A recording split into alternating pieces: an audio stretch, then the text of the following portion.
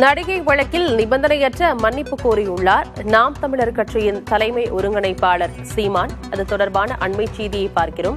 நடிகை குறித்து அவதூறாக பேசிய புகாரில் சீமான் தரப்பிலிருந்து மன்னிப்பு கோரி பிரமாண பத்திரம் தாக்கல் செய்யப்பட்டிருக்கிறது. இருவரும் பரஸ்பர மன்னிப்பு கோரி பிரமாண பத்திரம் தாக்கல் செய்ய உச்சநீதிமன்றம் உத்தரவை இட்டிருந்தது.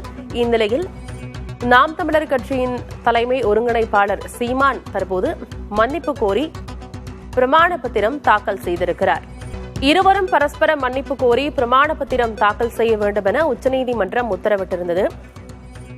இந்நிலையில் சீமான் தரப்பிலிருந்து மன்னிப்பு கோரி பிரமாண பத்திரம் தாக்கல் செய்யப்பட்டிருக்கிறது. உச்சநீதிமன்றத்தில் நிபந்தனையற்ற மன்னிப்பு கோரியிருக்கிறார் சீமான்.